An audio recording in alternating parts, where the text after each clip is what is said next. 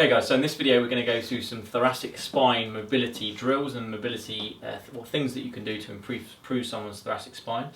First of all, we need a way to test whether that is a problem and that someone has got problems or issues in terms of their mobility of the thoracic spine.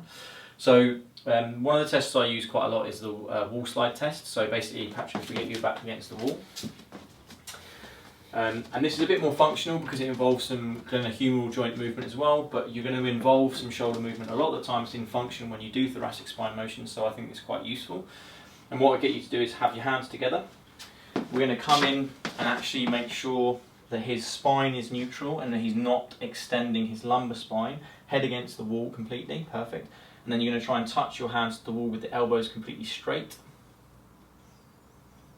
And we're just going to see what he can do. A lot of people that have got a lot of stiffness in their thoracic spine and shoulders as well, because the two are so interlinked, are going to be getting to about here and then just really struggling, having huge issues with that. The other thing you can do is a wall slide, so into that wall angel position. So in that position there, again, see what the back's doing, head against the wall, and then sliding up, and just seeing what he's got. Most people, if they struggle more here, are going to be more pec, have more pec tightness or pec issues. At the top is when lats start to kick in, so you can have a look and see which one you think might be an issue. Cool. And then we're going to have a look at his thoracic rotation and a lateral flexion. So just do this in seated, hands across the chest, and then just get Patrick to rotate round to the left as far as you feel you can go. And then rotate round to the right as far as you feel you can go. And again, what you're looking for is just the angle here. I usually do this by looking from behind, and I'd be checking the angle one side to the other to see whether there was any discrepancy in that. And then we can do lateral flexion. So just with your hands in the same position, Patrick, you're going to bend down to the side, perfect, and up, and then bend down to the other side.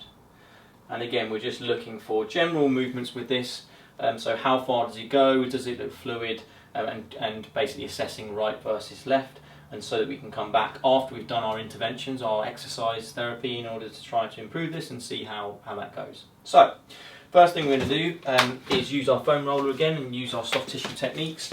I love foam roller stuff and also lacrosse ball work for the thoracic spine, particularly lacrosse ball. But what we'll do first is if we come down onto the foam roller, hands behind your head, Patrick, or you can have them across your body. So a lot of people, I find this is better, personally. I actually like this more.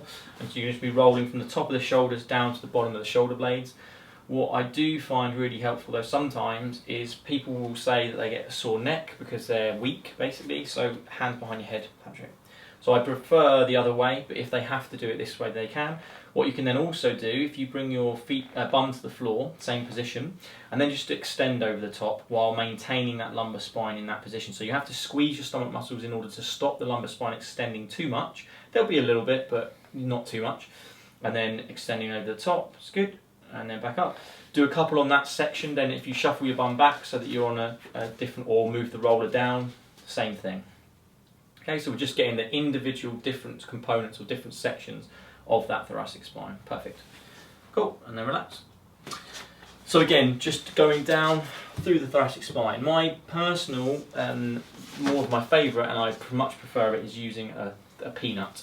So video on the YouTube channel in terms of how you would make one of these. Essentially it's just two lacrosse balls sellotaped or taped together. I often get people to use tennis balls to start with because this can be quite intense, but if you can progress to lacrosse balls eventually, then that's awesome. And what you do is you put it onto the spine, so the spine will sit in the middle and the two lacrosse balls sit either side of the spine, and then come down into line, Patrick.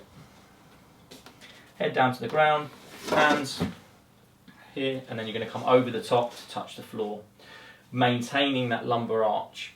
Okay, and then what you're getting is an extension specifically over those lacrosse balls at the area where you put them. So you do 2 or 3 extensions over the top, and then you could move that down and so on down the spine. Then what you could also do is hands around your chest like you do for a manip. So you want to have the hands under there, perfect. So it gets the shoulder blades and scapulas out of the way. And then you would extend, same thing, so extending over, but using your elbows this time. Again, this makes it a little bit more specific to the thoracic. and actually gets your shoulder blades out of the way, so it makes it a little bit more intense. Then for those people who you think you really, they're quite good and you feel like you can do this with them, you can actually do a foam like you do on the foam roll, but on the lacrosse balls. So lifting the hips, so same thing with the elbow, the hands, PJ. So come around this way with the hands, around here, lifting the bum off the floor, and then rolling on those lacrosse balls. And you often, when you do that, will get those manips and those clicks through there. I actually do this myself before I work out for an upper body session, because I find it's really helpful for that thoracic extension, which is going to help shoulders. Okay, so I love that. Last thing you can do actually, just from a rotational point of view, same position with your hand, PJ, and then literally from there, just think about your elbows rotating across to the right, so elbows pointing right, and then elbows pointing left. Okay, so again, now we're getting a bit more of a rotational mobilisation on that area of the spine, and then relax. So that might be someone who has more problems when they're turning rather than when they're extending. Cool, back up.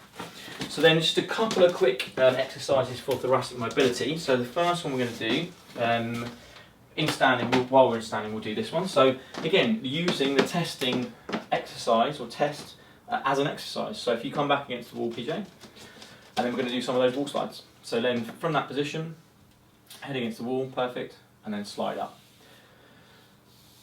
And again, you might not be able to see that on the video, but I can tell you that the movement is a little bit better now, having done that. Feels better. Yeah, so having done that. Again, there's still some work to be done, I'd say, with PJ.